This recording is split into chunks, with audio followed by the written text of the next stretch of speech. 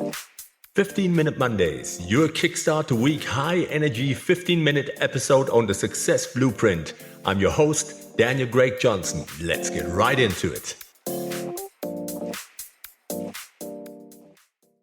Hello everybody, welcome back on the Success Blueprint. It is 15-Minute Monday time, this time of the week. I hope you had a fantastic weekend and you are ready for the week. Today, we're going to talk about emotional armor and why we mistake numbness for strength. I'm sure you have heard that before. Let me tell you something, and that's the hard truth. You're not calm, you're disconnected. Because we live in a world that rewards emotional numbness and calls it professionalism. Leaders who never flinch, never break, never feel. People call them rock solid. I call them armored. But here's the problem that I want to share with you, tribe. Armor keeps danger out, but it also keeps connection out. And when you can't connect, you can't lead. Not people, not teams, and not yourself. We've glorified the image of the stoic performer while quietly killing off the part of us that feels alive. And the truth is, composure without connection isn't strength. It's self-abandonment disguised as discipline. And there's a difference. There's a fine balance. This episode isn't about losing control. It's about rediscovering the strength of emotional presence and why feeling again might be the most strategic thing you'll ever do. What's the problem here? We've equated emotional regulation with emotional suppression. And that's wrong. From boardrooms to relationships, we praise composure, but secretly punish vulnerability. Somewhere along the way, feeling nothing became the gold standard of maturity. We've mistaken self-control for self-erasure, thinking that if we silence emotion, we're being rational. But emotional silence isn't maturity. It's a coping mechanism born from environments that reward stoicism over authenticity. And don't get me wrong, I love stoicism. I love to be stoic, but you cannot be it all the time. It's not realistic. It's not sustainable. It's the same as wanting to be perfect. And I want you to know, tribe, the symptoms of emotional armor are subtle. You handle everything but feel detached from your wins. You don't get angry anymore. Or joyful either. People say you're steady, but inside you feel flat, grey and tired. And you intellectualize emotions instead of experiencing them. And what's the result? You become efficient, but not alive. People respect you, but they can't feel you. And I see that so many times where people lose the authenticity. In leadership coaching, in executive coaching, in the C-suite, where everything feels even more disconnected. It can be lonely up there. So what's the cost and consequences here? Here is what emotional armor costs you. Connection. Teams follow clarity, but they commit to humanity. If they can't feel you, they won't trust you. Resilience. Suppressed emotion doesn't disappear. It festers. It leaks as sarcasm, cynicism, or exhaustion. Innovation. Emotional flatlines kill creativity. Inspiration comes from tension, passion, and empathy. Fulfillment. Without emotional presence, even success feels hollow. I'm sure you've been there before. Numbness masquerades as control, but control without connection is isolation. And no one leads well from exile. Eventually, the armor you build to protect you becomes the very reason you can't experience life fully anymore. And what once looked like discipline all of a sudden starts to look a lot like distance from yourself, from your people, and from what actually matters. So let me give you a 5-step framework with clear action steps so you can counter this and reconnect to your authentic self. Step number 1, identify your armor triggers. Every person's armor forms around specific emotions: anger, grief, shame, or fear. And an action for that is write down 3 situations where you shut down instead of engage. What emotions are you avoiding? When did you first learn that emotion was dangerous?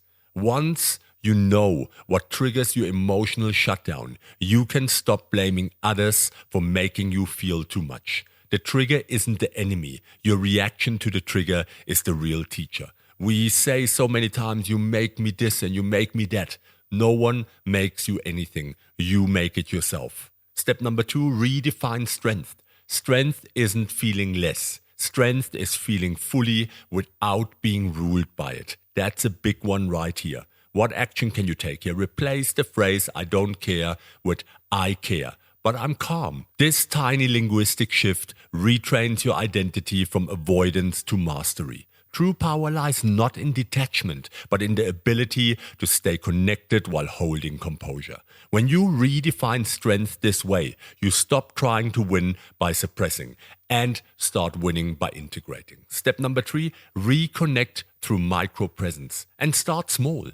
In conversation, notice what's happening in your body. A tightening chest, clenched jaw, flutter in the gut. Pause, breathe, name it silently. That's frustration. That's sadness.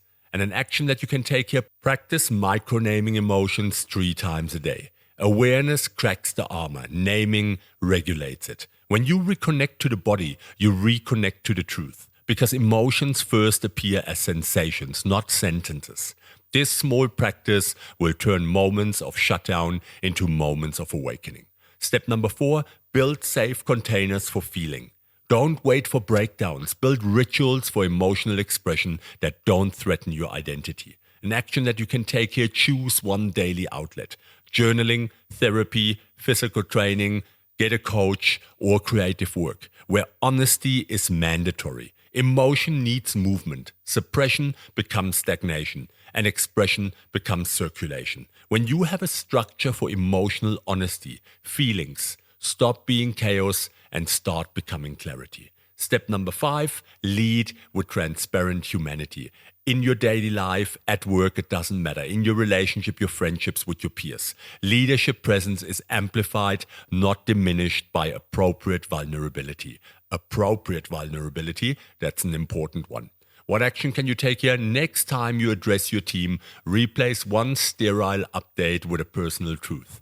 This project has stretched me more than I expected. That 10-second truth does more for trust than a year of perfect calm. People follow leaders who make it safe to be human, not leaders who perform perfection. And that applies to the rest of your life just as much. When you show the courage to feel publicly, you normalize strength without suppression, which builds unbreakable trust.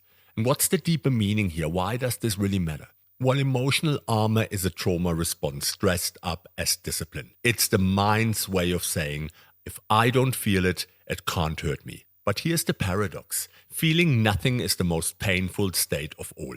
You stop being shaped by life and you start being eroded by it. Presence is power. When you feel deeply and stay composed, people feel safe enough to follow you. And when you don't, they sense the void. Real composure isn't the absence of emotion. It's the integration of it. Calm doesn't mean disconnected, it means anchored. A real-life example here, Jacinda Ardern, former Prime Minister of New Zealand, led through crisis with visible compassion. She didn't suppress emotions, she embodied steadiness through emotion. That authenticity deepened trust worldwide in her and her being suitable for the office. A client of mine, a senior executive, recently I dealt with him and he prided himself on being unflappable. His team described him as cold.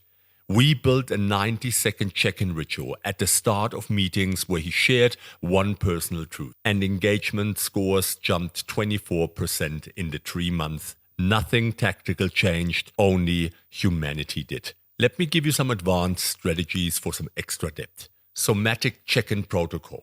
Before major decisions or conversations, scan jaw, shoulders, stomach. Ask, what am I feeling physically? The body surfaces truth, the mind hides. You can see it on the body language, you can see it on yourself if you are aware of it. Emotional differentiation drill. Instead of saying I'm stressed, pinpoint it.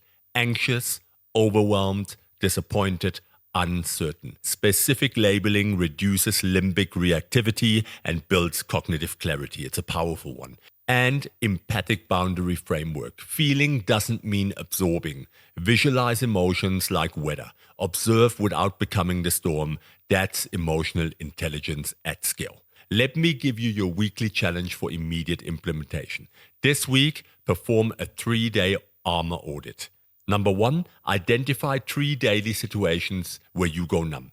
Number 2, name the emotion underneath, even if you don't act on it. Number 3, End each day with one sentence journal entry. Today I felt and I stayed present. And by Friday, you'll see the difference between suppression and regulation. One isolates and the other liberates. And if you need help with it, just reach out. I'm here for you. We can have a powerful conversation about it. And my call to action for you today, if this episode hit home, share it. Someone in your circle is confusing numbness with strength and they need to hear this. And subscribe, review, and join me as always on the next 15-Minute Monday as we dismantle another illusion of performance. Thank you so much for your time. I'm always grateful for you coming back. It's a powerful one. Listen to it again, take a piece of paper, write some notes. Make sure you don't just use it as Monday morning motivation. Take action, do something about it. And as always, thank you very much to our sponsor, Doc Marty Mushrooms. Just like emotional strength requires inner balance, your brain and body need clarity to stay present. That's why this episode is supported by Doc Marty Mushrooms, nature's toolkit for focus, calm, and resilience. And if you head over to docmarty.com, you can use the code DAN20, DAN20 for a 25% exclusive to the Success Blueprint discount on your first purchase. And trust me, you will not regret it. Tribe, I want to leave you in closing with one thought. You don't need thicker armor. You need stronger presence. Feeling deeply is not a liability. It's your leadership advantage. Because when you stop mistaking numbness for strength, you don't just manage emotions, you master connection. And that applies to all areas of your life. That's it, tribe. Take care. I hope that you have a fantastic week. This was Daniel Craig Johnson, your host on the Success Blueprint, with my promise, I'll be back. Take care.